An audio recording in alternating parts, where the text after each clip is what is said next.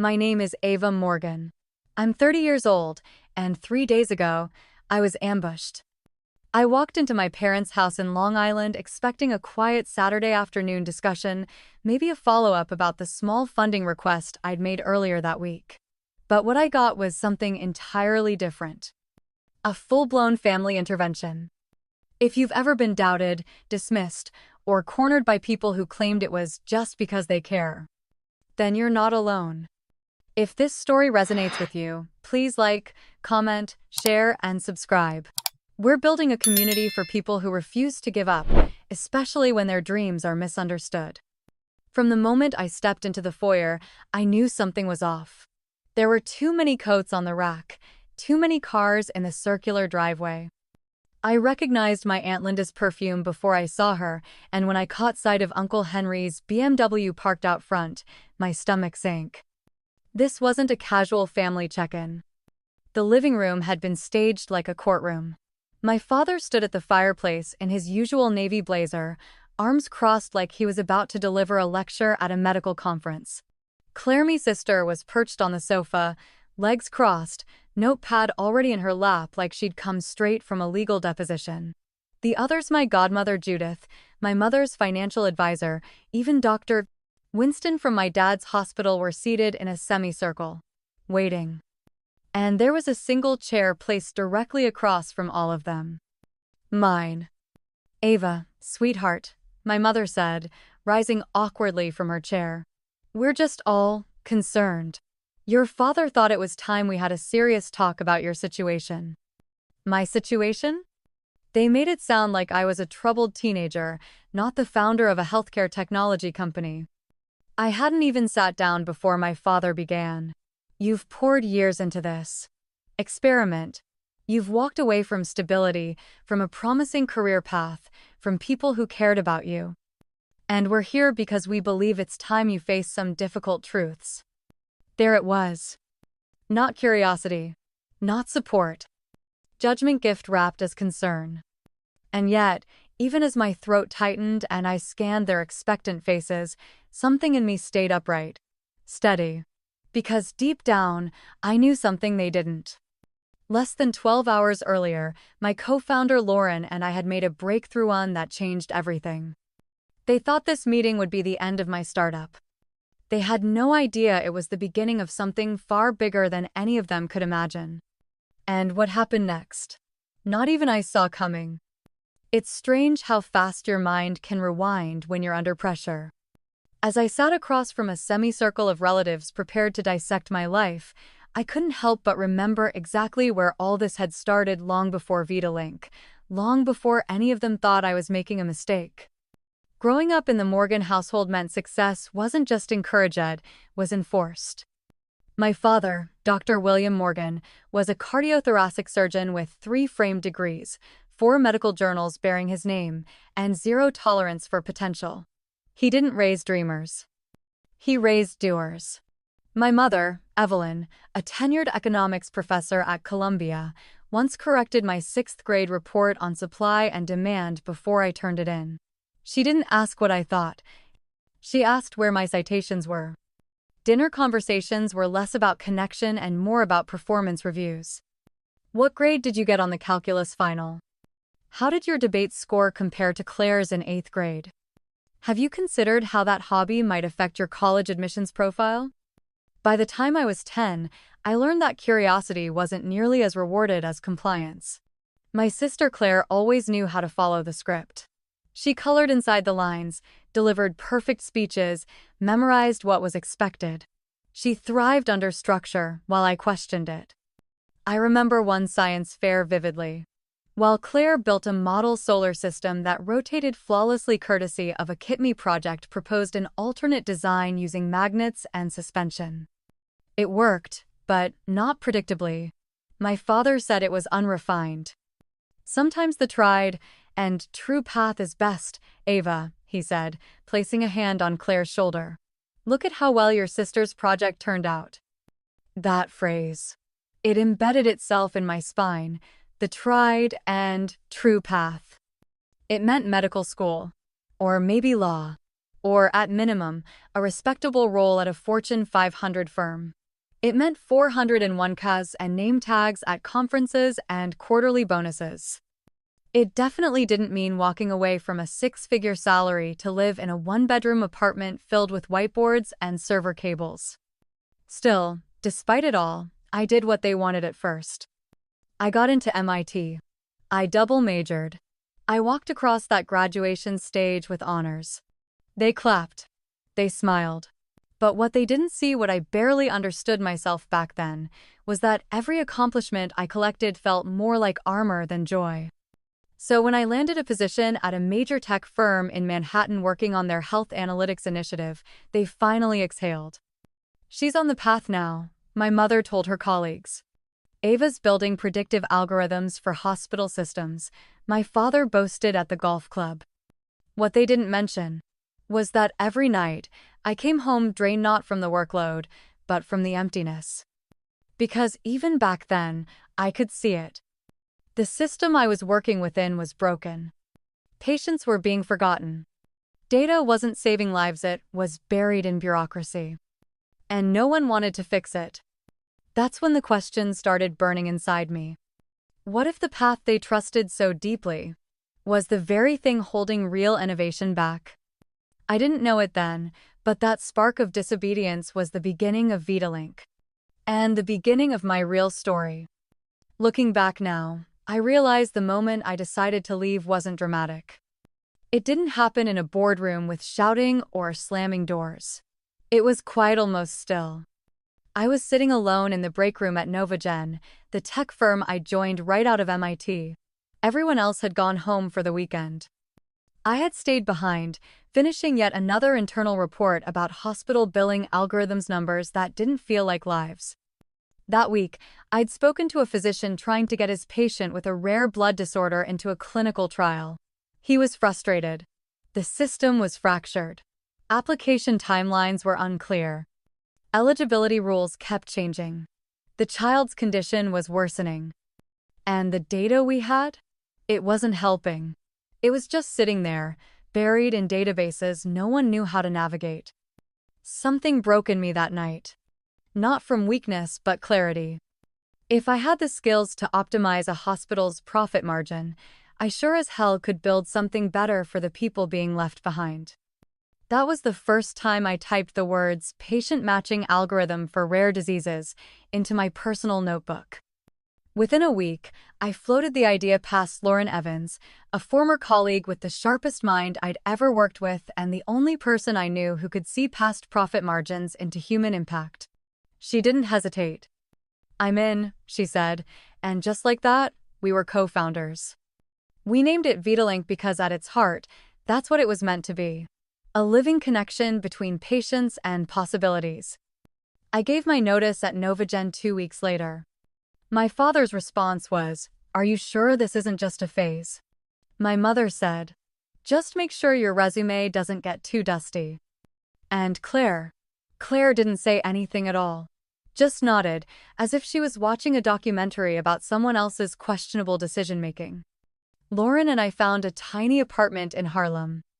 It barely had heat in the winter, but the rent was cheap, and it had just enough space for 2 desks, a coffee maker, and a wall we could cover in post-it notes and string. That apartment became our first office. Our algorithms were born there, between takeout containers and 3 a.m. code reviews.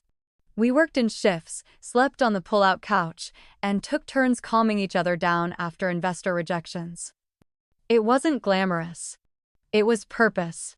And for a while, that was enough to carry us. Until, of course, it wasn't.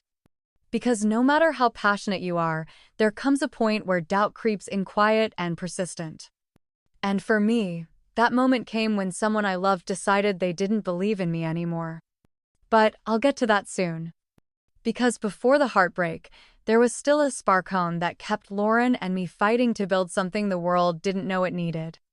Yet, in the beginning, the struggle was exhilarating. There was something almost romantic about building Vitalink from scratch, no backup plan, no safety net. Just grit, late-night takeout, and the belief that we could do something bigger than ourselves. Lauren and I worked in rhythms that only we understood.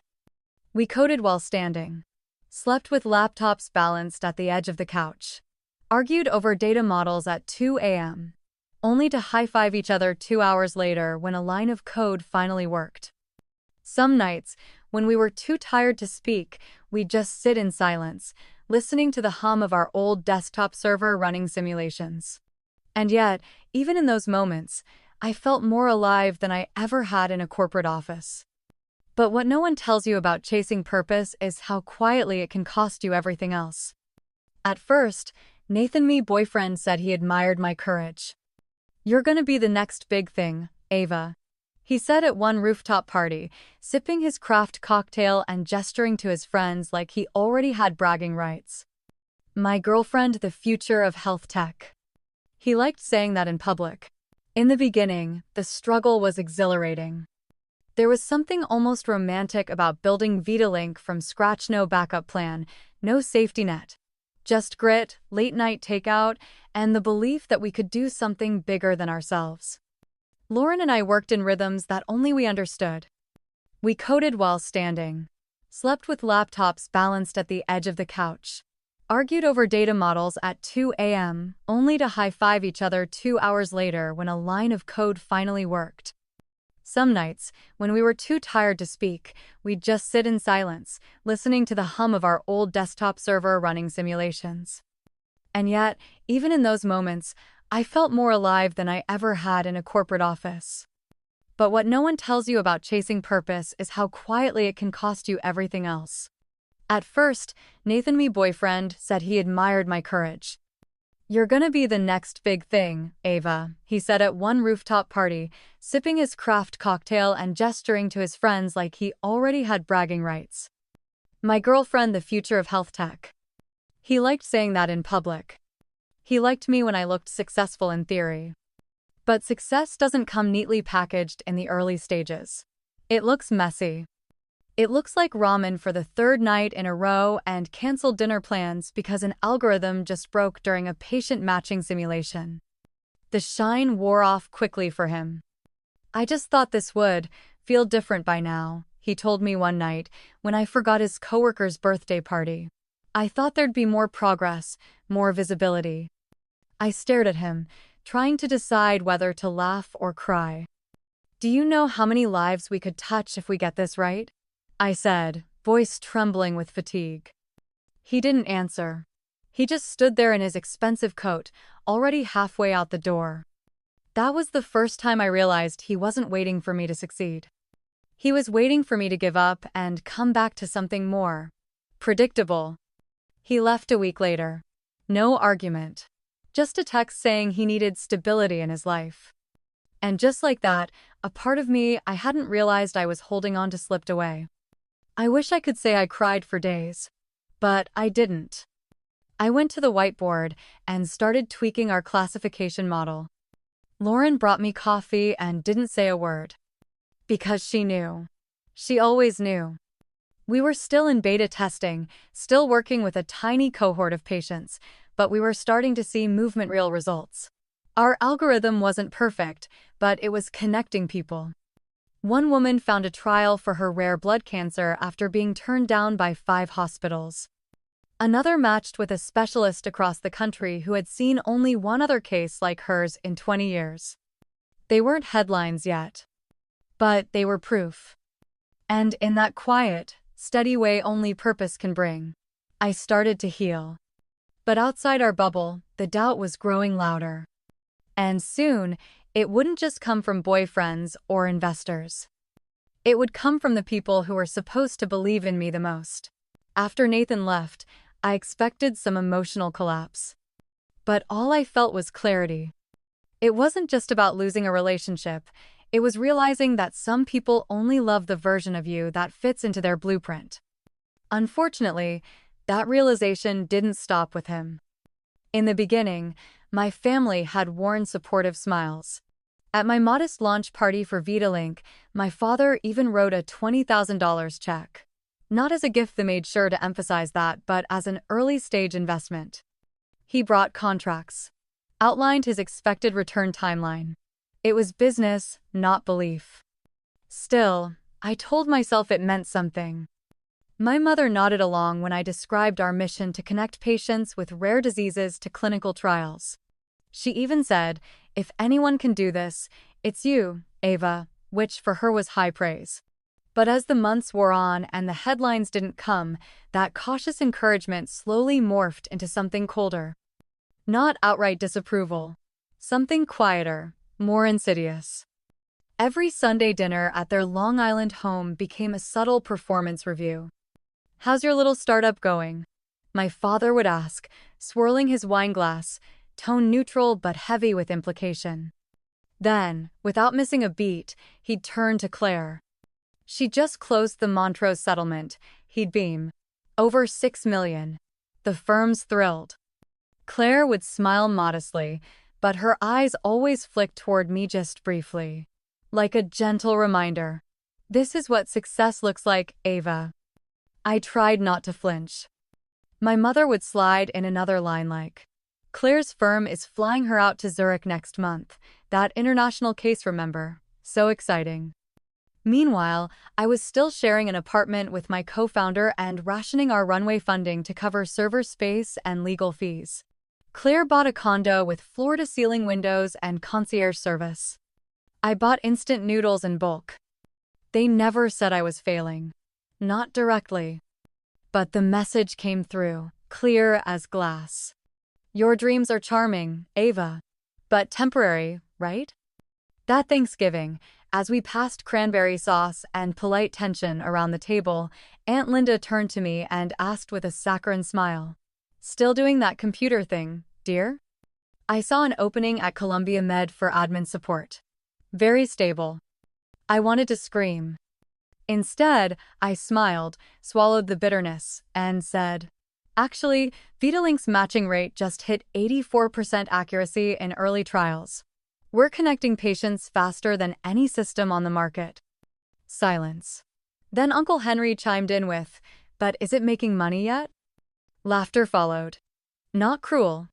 Not loud. But enough. I pushed mashed potatoes around my plate and didn't answer. What they didn't see were the breakthroughs, the patients finally finding answers after years of misdiagnosis. What they didn't understand was that our revenue model wasn't broken, it was just longer term. You can't monetize life-saving connection like a coffee subscription. But none of that mattered at that table. Because in their world, if it wasn't in Forbes, it wasn't real. And as winter settled in around me, so did the weight of their doubt. I kept working. I kept building. But for the first time, I began to wonder what if they were right. Doubt has a way of growing roots.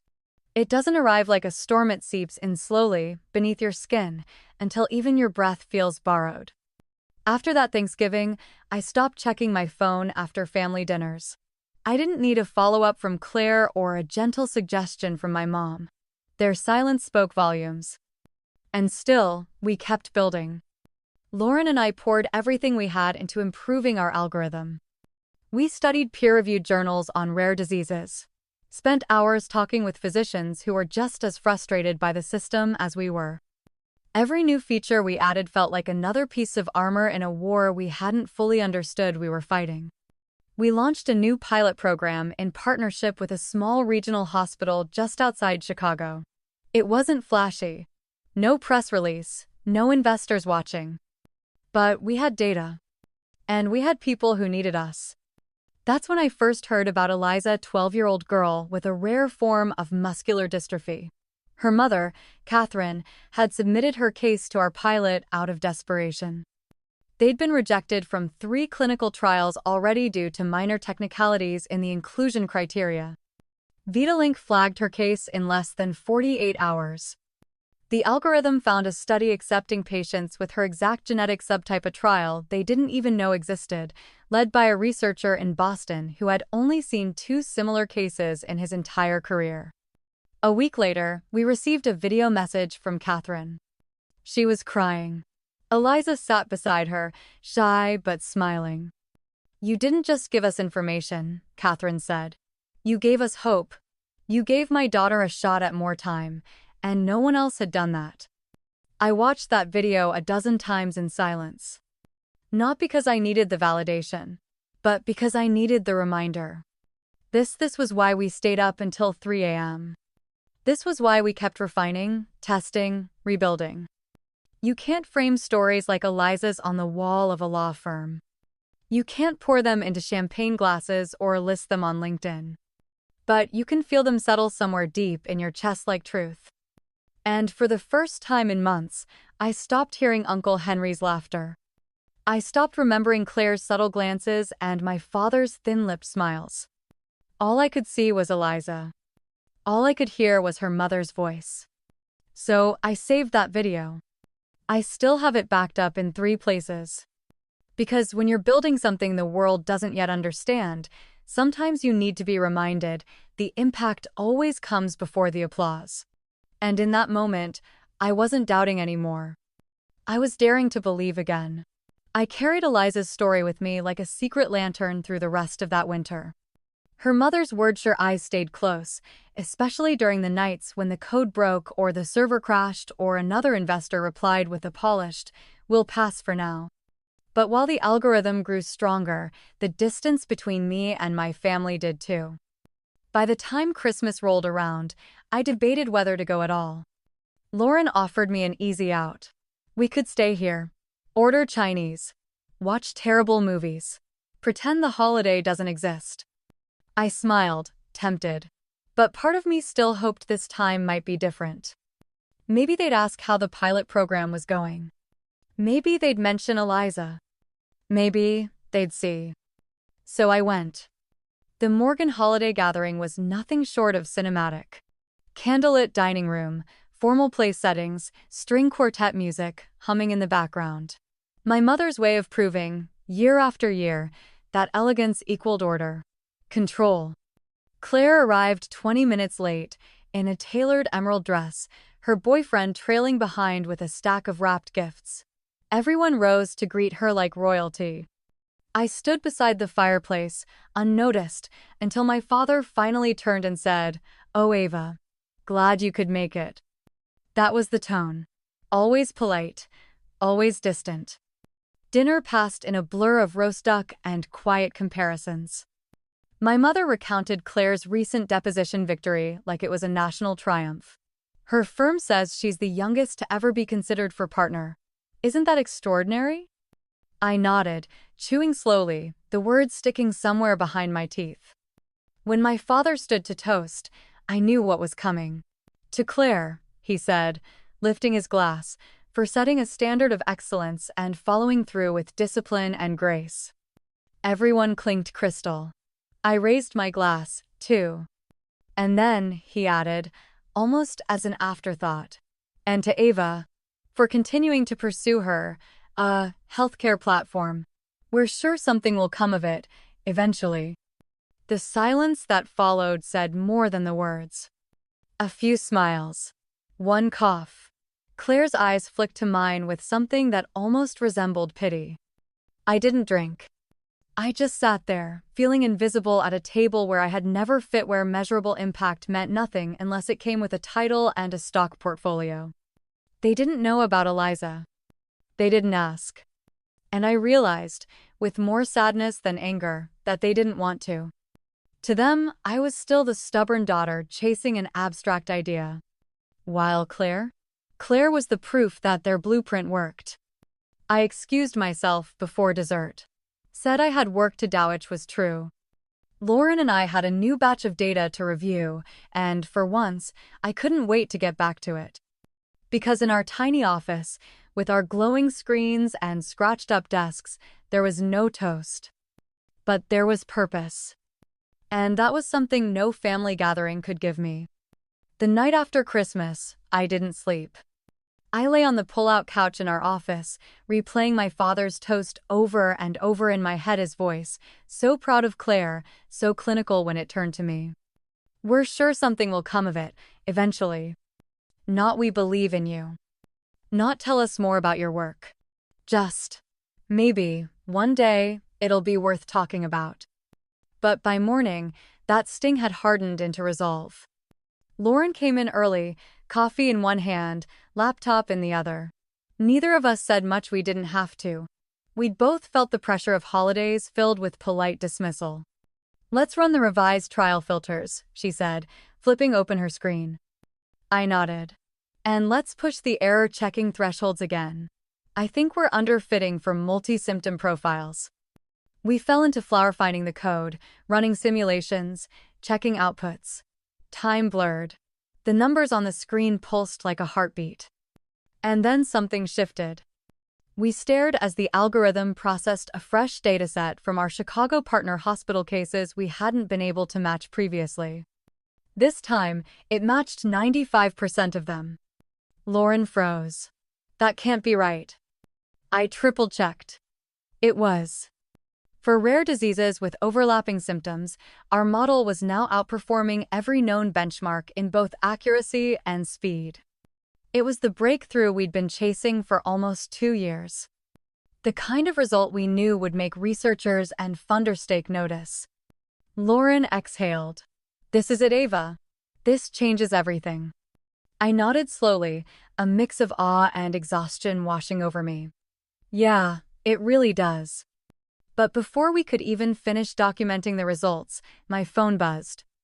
It was a text from my mother. "Family emergency meeting. Saturday at 4 p.m.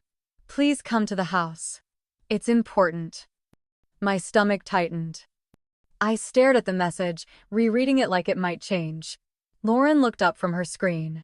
"What is it?" "They want to talk," I said, voice flat. "All of them, my parents, Claire, probably half the extended family." Lauren's face darkened. "About Vitalink?" I nodded. She leaned forward. "Ava, if they're planning some kind of intervention, you don't have to walk into it." "I know," I said quietly, "but I think I have to." There was a beat of silence between us. Then Lauren reached for my hand, firm and steady. "Whatever happens," she said, "you're not alone in this." I held her gaze, feeling the weight of what was coming. I had no idea what that meeting would look like. But I knew one thing with certainty. They weren't ready for the version of me that would be walking through that door. By the time Saturday arrived, I had rehearsed every version of the conversation in my head. I told myself to stay calm, to lead with logic, to explain the algorithm breakthrough before anyone had a chance to question it. But nothing could have prepared me for what I walked into. I pulled into my parents' circular driveway in Long Island at exactly 3:58 p.m. The winter sky was already dimming, and the lights inside the house glowed like stage lighting. That should have been my first clue. There were more cars than usual: my aunt's silver SUV, Uncle Henry's Mercedes, even the compact rental my godmother Judith usually reserved for trips upstate. This wasn't a family meeting. This was a production. Before I could even ring the bell, the door opened. My mother stood there in a cream sweater, hands clasped too tightly, smile a little too forced. "Ava, you're right on time," she said, ushering me in before I could ask anything. "Everyone's waiting in the living room." "Everyone?" I stepped into the parlor and froze. It felt like walking into a tribunal. My father stood by the fireplace, posture stiff, holding a folder in one hand like it was evidence. Claire sat on the sofa, notepad already open in her lap. Around them, strategically arranged in chairs and armrests, were Uncle Henry, Aunt Linda, my godmother Judith, and to my shock, my mother's financial advisor, Mr. Keller. There was even an empty chair directly across from them facing everyone. My chair. "What is this?" I asked, staying on my feet. My father cleared his throat. "Ava, please sit down. We're here because we're concerned about your path, your future. And we thought it was time for a candid discussion." Candid? This felt more like a corporate intervention.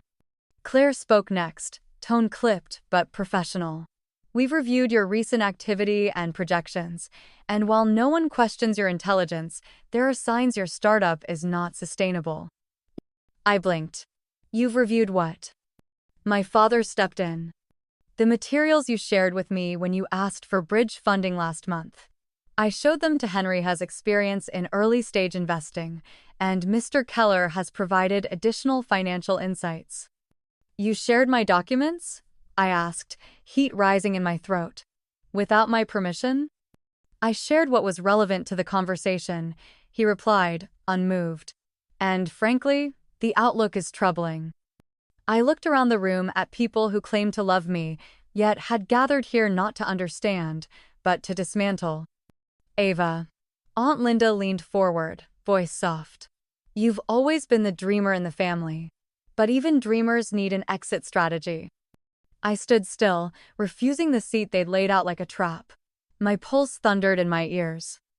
This isn't concern, I said, voice quiet but sharp. This is control. You didn't invite me here to listen. You invited me to surrender. My mother finally spoke, her voice the only one with hesitation. Sweetheart, we just don't want you to waste more years on something that might never work. I looked at her, then at Claire, who was already flipping through notes like she was preparing options for me. I'd expected doubt, but I hadn't expected betrayal. And still what none of them knew, what they were seconds away from finding out, was that everything they believed about me was already outdated. Because, while they were organizing this intervention, Lauren and I had been preparing something else. And the world was about to find out. I hadn't even finished the sentence when it happened. A sharp buzz cut through the roomy mother's phone, vibrating in her pocket. She instinctively reached for it, more out of habit than urgency. But when her eyes fell on the screen, her expression shifted. First confusion, then something that looked like disbelief. Evelyn? My father asked, irritated by the interruption. We're in the middle of something. She didn't answer.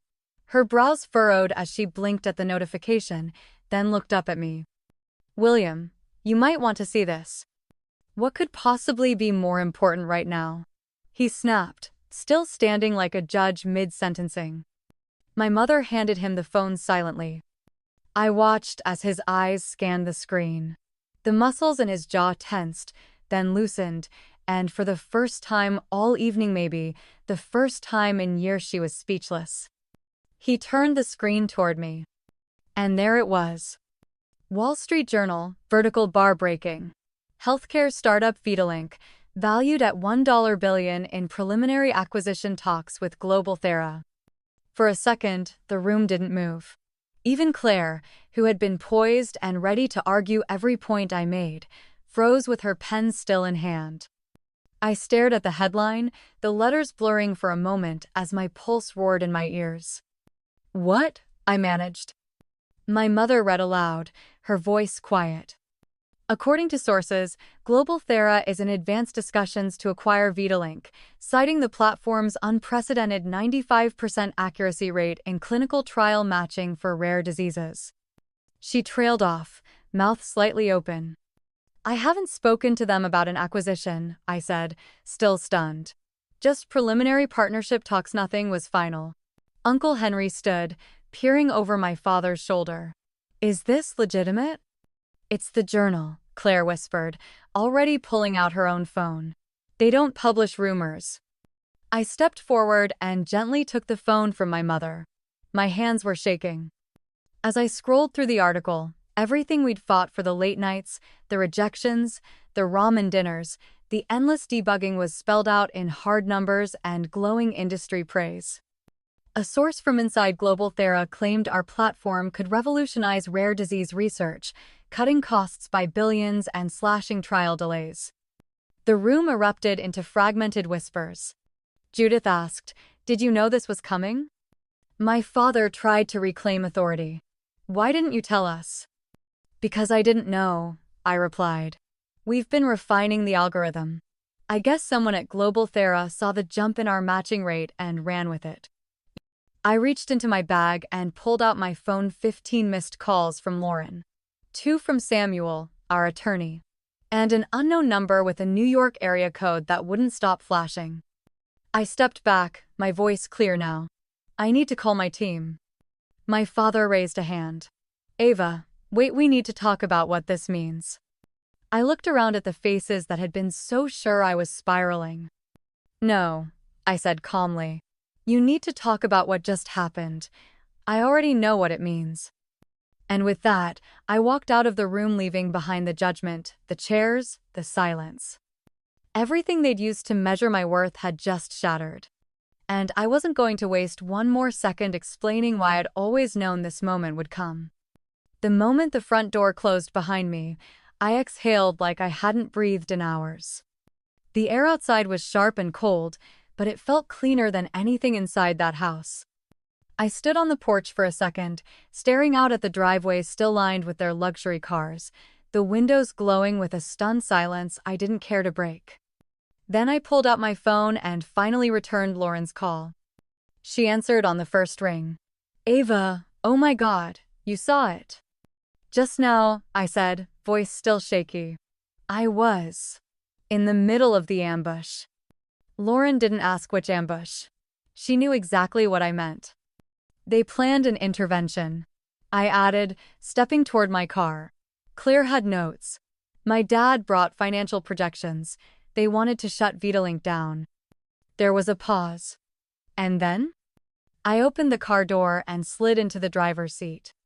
Then the Wall Street Journal broke the story. Billion-dollar valuation. Global Thera acquisition talks. They read it out loud like it was a funeral announcement. Lauren laughed, breathless. "It's real, Ava. I just got off the phone with Daniel Rivas from Global Thera. He said they've been quietly tracking our pilot results since November. The accuracy leap put us on their radar, and the article leak wasn't supposed to happen yet. So, this wasn't planned by them? Number. But now that it's out, they want to accelerate negotiations. Their team is requesting a meeting tomorrow morning with us and legal. Samuel's already working on a prep packet." I leaned back, heart pounding. "Lauren, this is huge." "I know," she said, her voice suddenly softer. "And we're ready for it." For a moment, I just listened to the hum of the engine and her quiet breathing on the line. All the noise from my family faded. All the judgment. All the years of being called idealistic, unrealistic, difficult. What we'd built together wasn't some fantasy. It was a living, breathing force that had just shaken the healthcare world. "You should have seen their faces," I said, half laughing, half aching. They looked at me like they'd never actually seen me before. "Because they haven't," Lauren said. "Not the real you. Not the one who stayed up coding through tears and migraines, who mapped out every edge case by hand when the model kept failing." I blinked hard. "I'm heading back to the office. I want to see the article for myself, and I want to talk to Samuel before the meeting." "I'll meet you there," Lauren replied. "Bring coffee. We're not sleeping tonight." "Deal."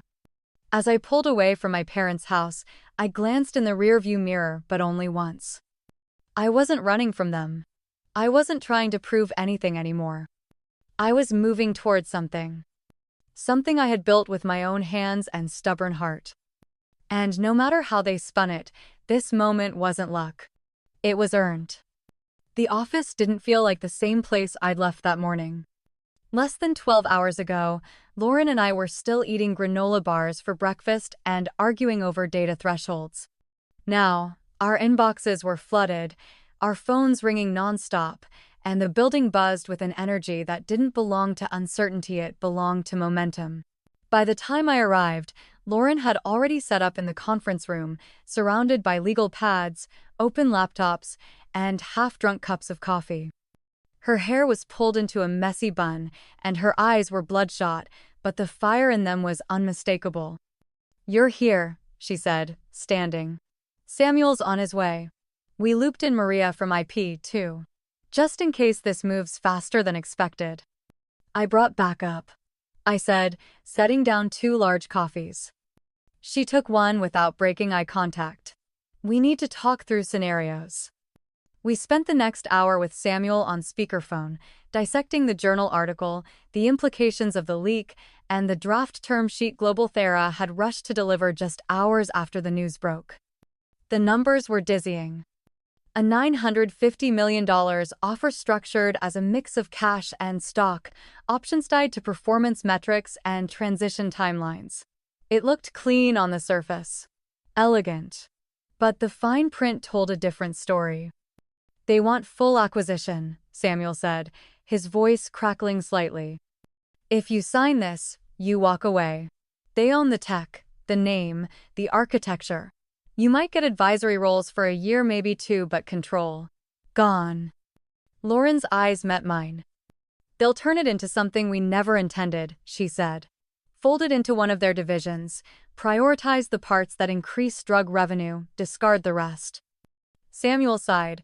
It's a standard play. They're hoping the media attention will inflate your excitement enough to make you overlook the hooks. I leaned back in my chair, absorbing the reality. This wasn't just about money. It was about ownership, purpose, legacy. The tech we'd built wasn't just code, it was designed to serve the people the system ignored. If we gave it away completely, there was no guarantee it would be used that way again. Do we have leverage? I asked. You do now, Samuel replied. They want your algorithm, and the public valuation makes it harder for them to lowball.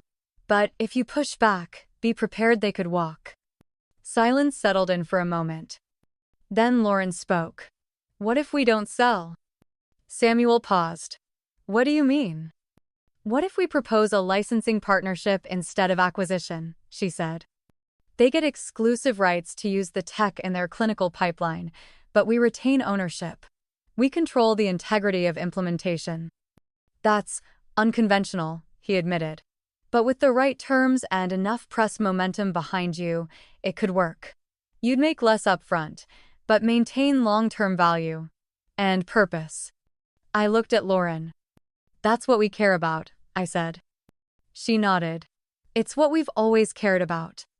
We stayed in the office until sunrise, flipping through old investor pitches, updating our executive summary, mapping out fallback plans.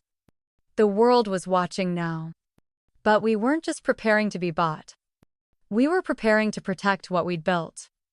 Because sometimes the hardest part of success is not reaching it. It's deciding what you're willing to give up once it finally arrives. By early afternoon, the adrenaline from the journal article had started to fade, replaced by caffeine crashes and contract fatigue. Lauren had just left for a power nap in the break room, and I was reviewing the redline draft of our counterproposal when I heard a soft knock on the office door. I assumed it was Samuel or someone from legal. It wasn't. It was Claire. She stood in the doorway, out of place in a navy wool coat, heels clicking softly against the industrial flooring. In her hands, a bottle of Dom Perignon and a slim leather briefcase. I blinked. Claire? She glanced down awkwardly, then back at me. Your receptionist let me up. We don't have a receptionist. She managed a half smile. Well, the guy eating Doritos outside said you were upstairs. I didn't move. What are you doing here? She stepped inside slowly, setting the bottle on the nearest table. I brought champagne. And maybe some legal insight. My guard stayed up. The last time we were in a room together, she was reading prepared notes about my company's shortcomings. I figured you might want someone who knows how these acquisitions work, she added, unzipping her case. Claire, I said carefully, is this some kind of PR stunt to clean up the family reputation? She didn't flinch. This is me admitting I was wrong. That got my attention. She pulled out a folder and handed it to me. Sample clauses, structural diagrams, notes in her sharp handwriting. If you're serious about pushing for a licensing deal, you're going to need to outnegotiate a legal team that's used to eating founders for breakfast, she said. But your tech is unique. Your leverage is real. And if you don't want them to water it down into a revenue tool, you'll need tight governance language. I scanned the page, stunned by the precision and care. Not performative. Not shallow. Actual support. I looked up. Why now? Claire leaned against the table, arms crossed, not defensively, but thoughtfully. Because when I sat in that living room watching you get blindsided, I realized I was doing the same thing Dad always did, measuring your worth by how safe or polished it looked. But you were never chasing safe. She hesitated. And because I was jealous. You built something real, from nothing. And I was too busy judging it to understand it. It was the most human I'd seen her in years. I exhaled slowly. We're meeting with Global Thera's team tomorrow. We're pushing for a strategic partnership. We want to keep control. Claire nodded. Then let me help you make sure they can't twist that into something else. There was a long pause before I spoke. You can stay, I said, voice softer than I expected. But only if you stop acting like the expert and start acting like my sister. She smiled. Deal. And for the first time in a long time, it actually felt like one. The next morning, just after sunrise, I was back at my desk running through Global Thera's investor reports when I heard another knock at the office door. This time, I knew it wasn't Lauren or Claire. The knock was too hesitant. Too unfamiliar with this space. I opened the door, and there he was. My father. Dr. William Morgan, impeccably dressed as always, collar crisp, coat folded neatly over one arm, expression unreadable.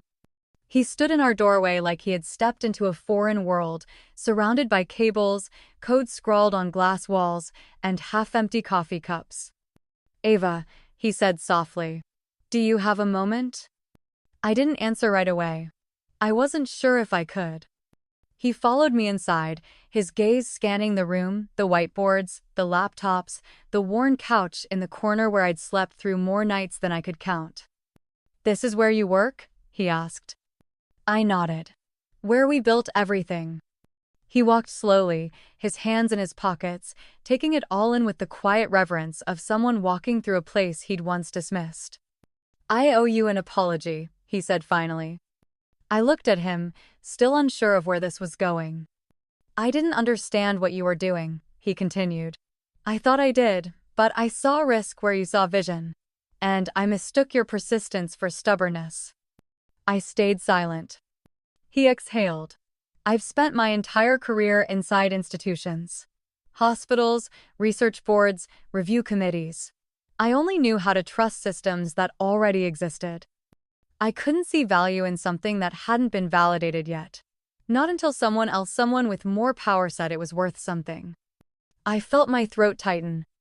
He wasn't raising his voice. He wasn't performing. He was just being real. I read about the accuracy rates in the journal article, he added.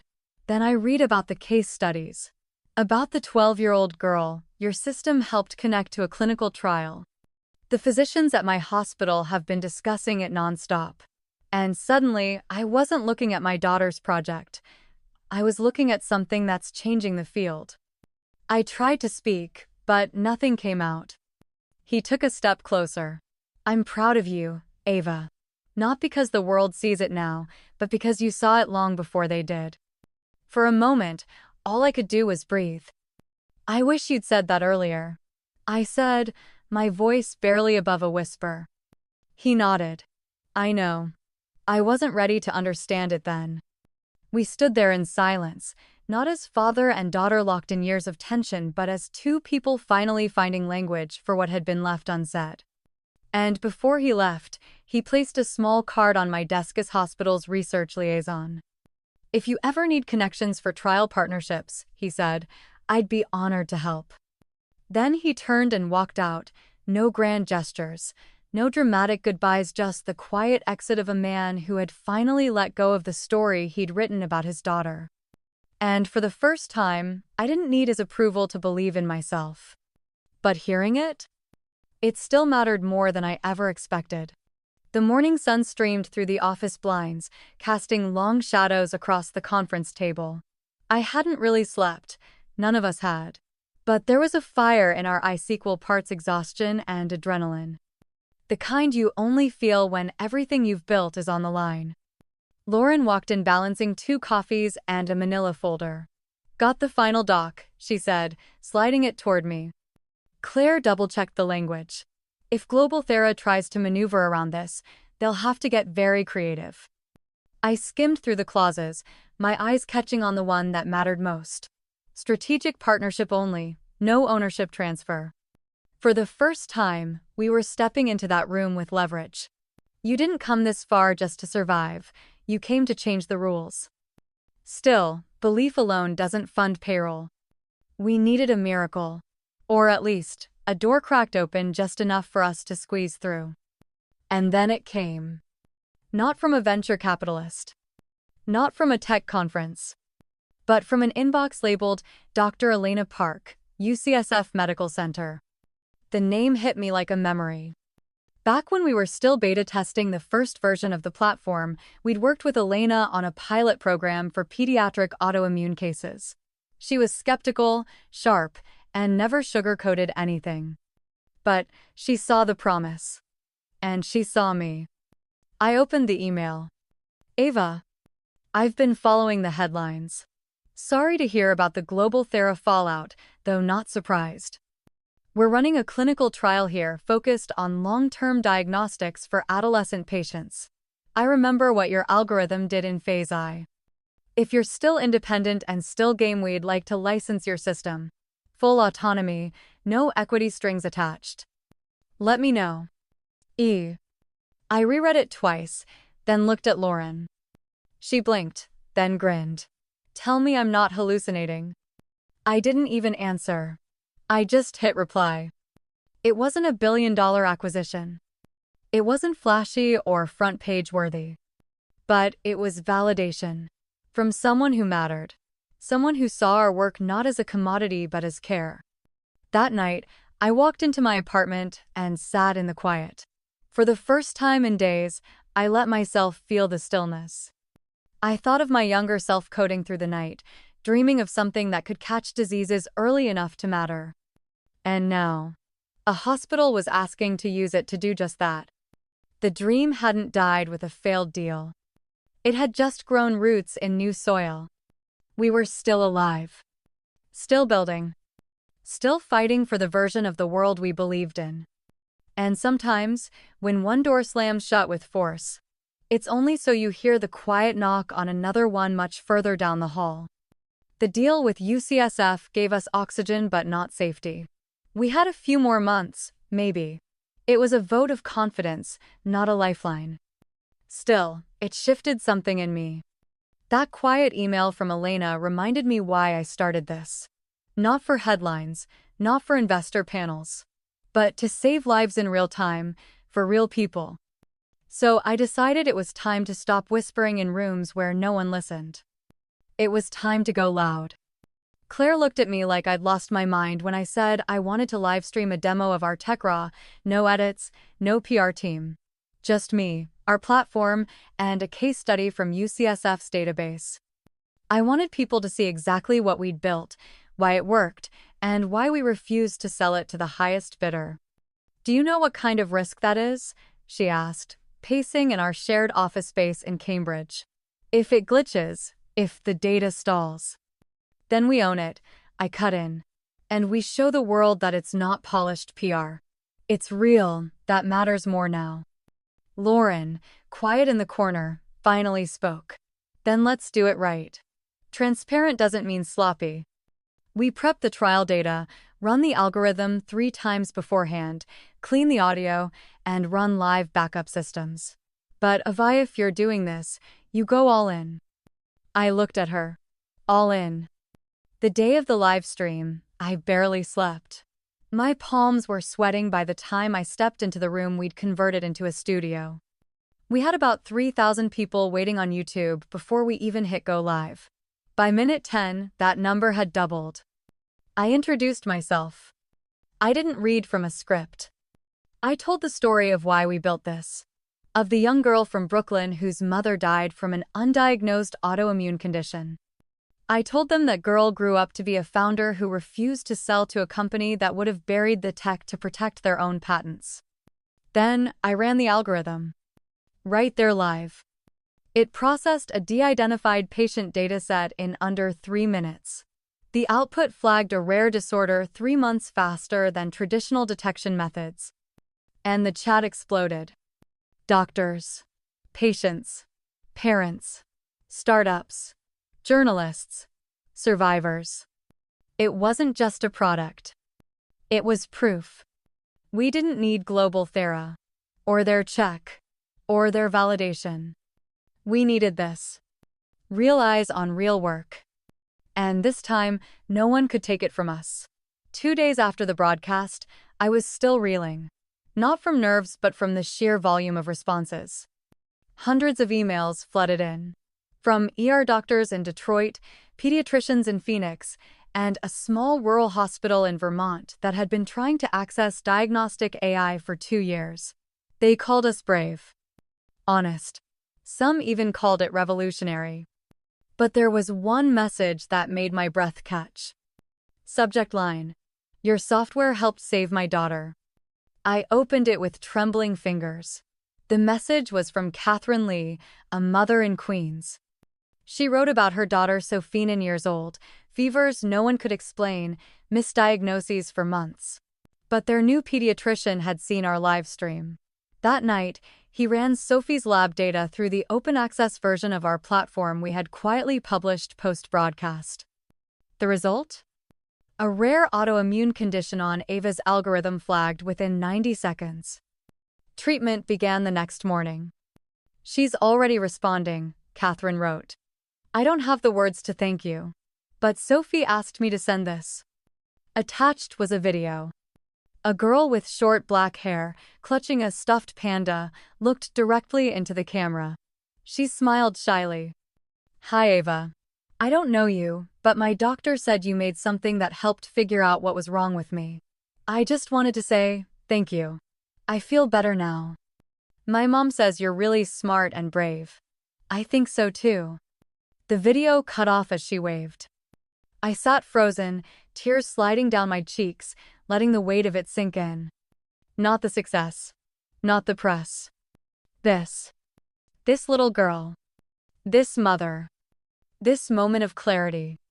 Everything I had endured, the dismissal from my family, the betrayal by Global Thera, the isolation, the sleepless nights, all of it narrowed into this single beam of light.